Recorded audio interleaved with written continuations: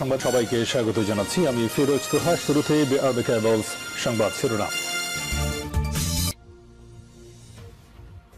জানিয়ে দিব সর্বশেষ গুরুত্বপূর্ণ আপডেট বাংলা সংবাদ। শুরুতে জানিয়ে দিব ঢাকা ইউনিভার্সিটি টিএসসিতে পুলিশের সাউন্ড গ্রেনেডে ছত্রভঙ্গ আন্দোলনকারীদের মিছিল। কোটা সংস্কারের দাবিতে আন্দোলনকারীদের একটি দল ঢাকা বিশ্ববিদ্যালয় শহীদুল্লাহ হলে গেট থেকে বেরিয়ে টিএসসি পর্যন্ত চলে আসে। সেখানে দায়িত্বে থাকা আইনশৃঙ্খলা রক্ষাকারী বাহিনীর সদস্যরা তাদের লক্ষ্য করে সাউন্ড গ্রেনেড ছোড়ে। সাউন্ড গ্রেনেডের প্রচণ্ড শব্দে ছত্রভঙ্গ হয়ে যায় আন্দোলনরত শিক্ষার্থীরা। এরপর তারা বিসি চত্বর এবং মল চত্বর সহ ক্যাম্পাসের বিভিন্ন জায়গায় অবস্থান নেন। এদিকে বায়তুল মোকাররমে গায়েবানা জানাজা শেষে বিএনপির মিছিলে পুলিশের বাধা। বায়তুল মোকাররম মসজিদে গায়েবানা জানাজা শেষে বিএনপি সহ বিভিন্ন রাজনৈতিক দলের নেতাকর্মীরা একত্রিত হয়ে মিছিল বের করলে তা ছত্রভঙ্গ করে দিয়েছে পুলিশ। জানিয়ে দিব ব্রাহ্মণবাড়িয়ায় কোটা আন্দোলনকারীদের সঙ্গে ছাত্রলীগের পাল্টাপাল্টি ধাওয়া। এদিকে মেয়ে শিক্ষার্থীদের উপর হামলা, সভ্য গণতান্ত্রিক দেশে এটি ঘটতে পারে না। কোটা সংস্কারের দাবিতে গড়ে ওঠা ছাত্র আন্দোলন সারা দেশে ছড়িয়ে পড়েছে। দেশের বিভিন্ন বিশ্ববিদ্যালয় এবং কলেজের শিক্ষার্থীরা দলমত নির্বিশেষে এসব আন্দোলনে অংশ নিচ্ছেন এবং তাদের পক্ষ থেকে ঘোষণা এসেছে দাবি পূরণ না হওয়া পর্যন্ত তাদের আন্দোলন চলবে। আন্দোলনরত এসব শিক্ষার্থীদের এক দফা এক দাবি সরকারের নির্বাহী বিভাগের কাছে, কিন্তু তাদের উপর যেভাবে হামলা করা হচ্ছে এটা কোনো সভ্য গণতান্ত্রিক দেশে হতে পারে না। জানিয়ে দিব জবির হল প্রভোস্টের কক্ষে তালা দিলেন ছাত্রীরা। জগন্নাথ বিশ্ববিদ্যালয় ছাত্রী হলের প্রভোস্ট এবং হাউস টিটরের কক্ষে তালা দিয়ে অবরুদ্ধ করেছেন ছাত্রছাত্রীরা।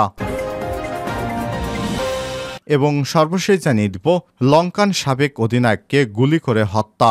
মর্মান্তিক এক দুর্ঘটনা ঘটে গেল শ্রীলঙ্কায়। দেশটির সাবেক অনূর্ধ্ব-19 ক্রিকেট দলের অধিনায়ক ধম্মিকা নিরোশানাকে গুলি করে হত্যার অভিযোগ উঠেছে। আজ রাতে সাবেক ক্রিকেটারের কান্দা মাথোয়ার বাসভবনে এই দুর্ঘটনা ঘটে বলে জানিয়েছে দেশটির গণমাধ্যম। এই ঘটনার সময় স্ত্রী এবং 2 সন্তান সহ বাড়িতে ছিলেন বলে জানিয়েছে দেশটির কয়েকটি শীর্ষস্থানীয় গণমাধ্যম। প্রিয় দর্শক, এতক্ষণ শুনছিলেন সংবাদ শিরোনামে, এবারে বিস্তারিত। তবে তার আগে বন্ধুরা, আপনি কোন স্থান থেকে আমাদের সংবাদটি দেখছেন কমেন্ট করে জানিয়ে দিন বন্ধুরা এই সংবাদ সম্পর্কে আপনার মূল্যবান মতামত। আর বন্ধুরা, এই সংবাদটিতে একটি লাইক দিন। এই চ্যানেলে নতুন হয়ে থাকলে চ্যানেলটি সাবস্ক্রাইব করে রাখুন, বেল বাটনে প্রেস করে দিন যাতে করে আমাদের লেটেস্ট আপডেট সংবাদগুলো সবার আগে আপনার কাছে পৌঁছে যায়। এবারে বিস্তারিত। টিএসসিতে পুলিশের সাউন্ড গ্রেনেডে ছত্রভঙ্গ আন্দোলনকারীদের মিছিল। কোটা সংস্কারের দাবিতে আন্দোলনকারীদের একটি দল ঢাকা বিশ্ববিদ্যালয় শহীদুল্লাহ হলের গেট থেকে বেরিয়ে টিএসসি পর্যন্ত আসে। সেখানে দায়িত্বে থাকা আইনশৃঙ্খলা রক্ষাকারী বাহিনীর সদস্যরা তাদের লক্ষ্য করে সাউন্ড গ্রেনেড ছোড়েন। সাউন্ড গ্রেনেডের প্রচণ্ড শব্দে ছত্রভঙ্গ হয়ে যায় আন্দোলনকারীরা। এরপর তারা বিসি চত্বর, মল চত্বর সহ ক্যাম্পাসের বিভিন্ন স্থানে অবস্থান নেন। বুধবার 17 জুলাই দুপুর 12টার দিকে টিএসসিতে সাউন্ড গ্রেনেড ছড়ে আইনশৃঙ্খলা রক্ষাকারী বাহিনীর সদস্যরা। অন্যদিকে ঢাকা বিশ্ববিদ্যালয়ের সর্বোচ্চ নীতি নির্ধারণী ফোরাম সিন্ডিকেটের জরুরি সভায় বিশ্ববিদ্যালয় অনির্দিষ্টকালের জন্য বন্ধ ঘোষণা করা হয়েছে। পাশাপাশি সন্ধ্যা 6টার মধ্যে সব আবাসিক শিক্ষার্থীদের হল ছাড়তে নির্দেশ দেওয়া হয়েছে। তবে ঢাবি কর্তৃপক্ষের নির্দেশনা প্রত্যাখ্যান করেছেন আন্দোলনরত শিক্ষার্থীরা। দুপুর 12:30টার দিকে ঢাকা বিশ্ববিদ্যালয় ভিসির বাসভবনের সামনে আন্দোলনকারীরা সমবেত হয়ে হল না ছাড়ার ঘোষণা দিয়েছেন। বৈষম্যবিরোধী ছাত্র আন্দোলনের সমন্বয়ক সার্জিস আলম বলেছেন, দেশে কোনো মহাদুর্যোগ বা এরকম কিছু চলছে না, বা শিক্ষার্থীরা এরকম কোনো অযৌক্তিক দাবিতে আন্দোলন করছে না যে এভাবে বিশ্ববিদ্যালয় বন্ধ করতে হবে। যৌক্তিক দাবিতে তারা আন্দোলন করছেন। হল ছাড়তে শিক্ষার্থীদের নির্দেশ দেওয়া মানে হলো আন্দোলনকে নষ্ট করা। আমরা এমন কোনো সিদ্ধান্ত মানব না, আমরা হল ছাড়ব না। আমরা আমাদের দাবি আদায় না হওয়া পর্যন্ত যৌক্তিক আন্দোলন চালিয়ে যাব ইনশাল্লাহ। এর আগে মঙ্গলবার আন্দোলনকারীদের সঙ্গে ছাত্রলীগ এবং পুলিশের সংঘর্ষে 6 আন্দোলনকারী নিহত হয়েছেন। এতে বিক্ষুব্ধ হয়ে ওঠে আন্দোলনকারীরা।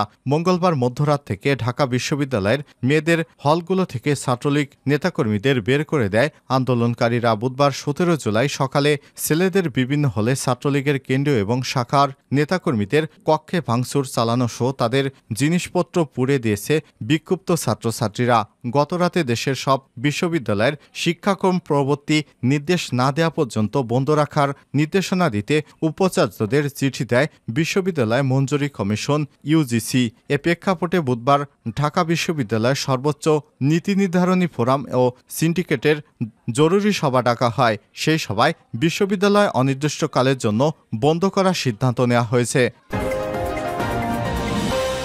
বায়তুল মোকাররমে গায়বানা জানাজা শেষে বিএনপির মিছিলে পুলিশের বাধা। বায়তুল মোকাররম মসজিদে গায়বানা জানাজা শেষে বিএনপিসহ বিভিন্ন রাজনৈতিক দলের নেতাকর্মীরা একত্রিতভাবে মিছিল বের করলে তা ছত্রভঙ্গ করে দিয়েছে পুলিশ। বুধবার 17 জুলাই বায়তুল মোকাররম মসজিদের উত্তর গেটে দিয়ে বের হওয়ার সময় এই পরিস্থিতি সৃষ্টি হয়। জানা গেছে, পুলিশ মিছিলকারীদের ছত্রভঙ্গ করতে প্রথমে লাঠিচার্জ এবং টিয়ার গ্যাস ছুড়ে এক পর্যায়ে সাউন্ড গ্রেনেডও মারে। আইনশৃঙ্খলা রক্ষাকারী বাহিনীর সদস্যরা এ সময় বিক্ষুব্ধ কর্মীরা দৌড়ে গলিতে চলে যায়। সেখানে পুলিশের দিকে ইটপাটকেল ছুটতে থাকে বিএনপির নেতাকর্মীরা। প্রায় 20 মিনিট এরকম সাংঘর্ষিক পরিস্থিতি চলতে থাকে। বায়তুল মোকাররম মসজিদের উত্তর গেট থেকে পুরনো পল্টন মোড় পর্যন্ত সড়কে প্রচুর ইটপাটকেল পড়ে থাকতে দেখা গেছে। বাদ জোহর বায়তুল মোকাররম মসজিদে বিএনপির যুগপৎ আন্দোলনের রাজনৈতিক দলগুলোর ডাকা গায়বানা জানাজার কর্মসূচি ছিল পূর্ব ঘোষিত, কিন্তু পুলিশ 12টা থেকে বায়তুল মোকাররম মসজিদের উত্তর ও দক্ষিণ গেটে পাহারা বসায়। সারিবদ্ধভাবে পুলিশ সদস্যরা দাঁড়িয়ে থাকেন। মুসল্লি নয় কিংবা তরুণ বয়সী কাউকে সন্দেহ হলেই মসজিদে প্রবেশে বাধা দেয়। অনেককেই প্রবেশ করতে দেওয়া হয়নি বলে বিএনপির নেতারা অভিযোগ করেছেন। দলের মহাসচিব মির্জা ফখরুল ইসলাম আলমগীর, স্থায়ী কমিটির সদস্য মির্জা আব্বাস, আমির খসরু মাহমুদ চৌধুরী সহ দলের বেশ কিছু জ্যেষ্ঠ নেতা জোহরের নামাজের আজানের পর মসজিদে প্রবেশ করেন। নামাজ শেষে মূল মসজিদের বারান্দায় গায়বানা জানাজা অনুষ্ঠিত হয়। কোটা আন্দোলনকারীদের ছাত্রলীগ ও পুলিশের গুলিতে নিহত 7 শিক্ষার্থীর আত্মার মাগফিরাত কামনায় এই জানাজা কর্মসূচি দেয় বিরোধী রাজনৈতিক দলগুলো। ঢাকায় বায়তুল মোকাররমের মসজিদ সহ সারা দেশে এই কর্মসূচি ঘোষণা করা হয়। জানাজা শেষে বিএনপির মহাসচিব মির্জা ফখরুল ইসলাম আলমগীরের সঙ্গে কথা বলার পর নেতাকর্মীদের নিয়ে মসজিদ থেকে বের হন। এ সময় পুলিশ উত্তর গেট পুরোটা খুলে না দিলেও মুসল্লিরা পুরো গেট খুলে স্লোগান দিয়ে মিছিল নিয়ে সামনে এগোতে গেলে পুলিশ লাঠিচার্জ করে। ব্রাহ্মণবাড়িয়ায় কোটা আন্দোলনকারীদের সঙ্গে ছাত্রলীগের পাল্টাপাল্টি ধাওয়া। ব্রাহ্মণবাড়িয়ায় কোটা সংস্কার আন্দোলনকারীদের সঙ্গে ছাত্রলীগ নেতাকর্মীদের ধাওয়া পাল্টা ধাওয়ার ঘটনা ঘটেছে। বুধবার 17 জুলাই সকাল থেকে দুপুর পর্যন্ত শহরের বিভিন্ন পয়েন্টে এই দুর্ঘটনা ঘটে। এ সময় বেশ কয়েকজন কোটা আন্দোলনকারী সহ জেলা ছাত্রলীগের যুগ্ম সাধারণ সম্পাদক রবিউল আলম রবিন আহত হয়েছেন। জানা যায়, সারা দেশে কোটা আন্দোলনকারীদের উপর হামলার প্রতিবাদে সকালে ব্রাহ্মণবাড়িয়া সরকারি কলেজের সামনে সভা করে বিভিন্ন কলেজের শিক্ষার্থীরা। এ সময় সভাস্থলে অবস্থান নেয় ছাত্রলীগের বিপুল সংখ্যক নেতাকর্মী। তারা আন্দোলনকারীদের শান্তিপূর্ণভাবে কর্মসূচি পালনের আহ্বান জানান। তবে সভাস্থলের আশেপাশে এলাকায় অন্তত 15টি ককটেল বিস্ফোরণের খবর পাওয়া গেছে। এতে চারদিকে আতঙ্ক ছড়িয়ে পড়ে। পরে আন্দোলনকারীরা সভাস্থল ত্যাগ করে চলে যান। এর কিছুক্ষণ পর শহরের কাউতলী এলাকা থেকে আন্দোলনকারীদের একটি বিক্ষোভ মিছিল বের হয়। মিছিলটি স্টেডিয়াম এলাকা আসার পর ছাত্রলীগের নেতাকর্মীরা তাদের বাধা দেয়। এতে আন্দোলনকারীরা ক্ষুব্ধ হয়ে ইটপাটকেল নিক্ষেপ করে। এ সময় উভয় পক্ষের মধ্যে ব্যাপক ধাওয়া পাল্টা ধাওয়া হয়। এ সময় জেলা ছাত্রলীগের যুগ্ম সাধারণ সম্পাদক রবিউল আলম রবিন সহ উভয় পক্ষের বেশ কয়েকজন আহত হয়েছে। পরে ছাত্রলীগের নেতাকর্মীরা লাঠিসোঁটা হাতে শহরের বিভিন্ন পয়েন্টে অবস্থান নেয়। এদিকে বাদজোহর শহরের টাঙ্কের পার এলাকায় সারা দেশে নিহত নেতাদের মৃত্যুতে গায়েবী জানাজা পড়ে ছাত্রলীগ। এতে জেলা আওয়ামী লীগ সহ অঙ্গ সংগঠনের নেতাকর্মীরা উপস্থিত ছিলেন। এ সময় জেলা ছাত্রলীগের সাধারণ সম্পাদক সাদাত হোসেন শোভন বলেন, সাধারণ শিক্ষার্থীদের যৌক্তিক কোটা সংস্কার আন্দোলনের সময় আমরা আমাদের অবস্থান থেকে তাদের সহযোগিতা করেছি। তারা শান্তিপূর্ণভাবে আন্দোলন করে। তবে জামাত, বিএনপি এবং শিবিরের কর্মীরা এই আন্দোলনকে ভিন্ন খাতে প্রবাহিত করার চেষ্টা করছে। দুপুরে তারা লাঠিসোঁটা ও ইটপাটকেল হাতে রাস্তায় নামে। এ সময় ছাত্রলীগের কয়েকজন কর্মী তাদের থামাতে গেলে তাদের হামলায় ছাত্রলীগের 2 নেতাকর্মী আহত হয়েছে। এ সময় তিনি বলেন, কোনো বিশৃঙ্খলা সৃষ্টি করলে তা প্রতিরোধ করা হবে। অতিরিক্ত পুলিশ সুপার সদর সার্কেল বিল্লাল হোসেন বলেছেন, আইনশৃঙ্খলা পরিস্থিতি নিয়ন্ত্রণে আছে পুলিশের। পুলিশ সদস্যরা মাঠে কাজ করছে। ককটেল বিস্ফোরণের ঘটনার তদন্ত চলছে। মেয়ে শিক্ষার্থীদের উপর হামলা সভ্য গণতান্ত্রিক দেশে এটি ঘটতে পারে না। কোটা সংস্কারের দাবিতে গত কয়েকদিন ধরে বেশ আন্দোলন গড়ে উঠেছে বাংলাদেশে। ছড়িয়ে পড়েছে দেশের বিভিন্ন বিশ্ববিদ্যালয় এবং কলেজের শিক্ষার্থীরা দলমত নির্বিশেষে আন্দোলনে অংশ নিচ্ছেন এবং তাদের পক্ষে থেকে ঘোষণা এসেছে দাবি পূরণ না হওয়া পর্যন্ত তাদের আন্দোলন চলবে। আন্দোলনরত এসব শিক্ষার্থীদের এক দফা এক দাবি সরকারের নির্বাহী বিভাগের কাছে। তাদের এক দফায় বলা হয়েছে সরকারি চাকরির সব গ্রেডে অযৌক্তিক এবং বৈষম্যমূলক কোটা বাতিল করে সংবিধানে উল্লেখিত অনগ্রসর গোষ্ঠী এবং বিশেষ চাহিদা সম্পন্নদের জন্য কোটাকে ন্যায্যতার ভিত্তিতে ন্যূনতম পর্যায়ে এনে সংসদে আইন পাশ করে কোটা পদ্ধতিকে সংস্কার করতে হবে। 2013 থেকে 2018 সালে বাংলাদেশে কোটা সংস্কার আন্দোলন হয়েছিল। দেশের সরকারি খাতে সরকারি চাকরি সংক্রান্ত সরকারের নীতির বিরুদ্ধে ছিল সেই আন্দোলন। প্রথমে ঢাকা বিশ্ববিদ্যালয় ক্যাম্পাসের মধ্যে আন্দোলন সীমাবদ্ধ থাকলেও শেষ পর্যন্ত তা ছড়িয়ে পড়ে বাংলাদেশের বিভিন্ন অঞ্চলে।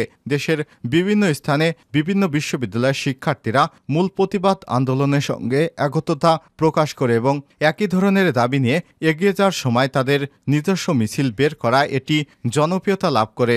সরকারের উপর মহল থেকে এই দাবি মেনে নিতে বাধ্য হয়।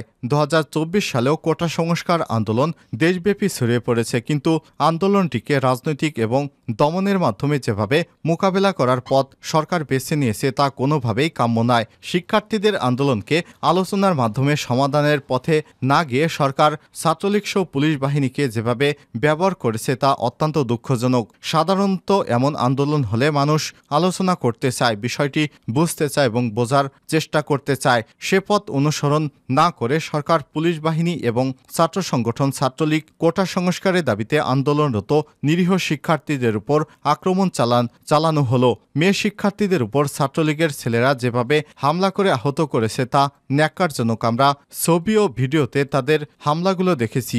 নিরীহ মেয়েগুলোদের রাস্তায় ফেলে লাঠি দিয়ে পেটানো হয়েছে, তাদের রক্তাক্ত করা হয়েছে। কোনো সভ্য সমাজে এটি কোনোভাবেই গ্রহণযোগ্য নয়।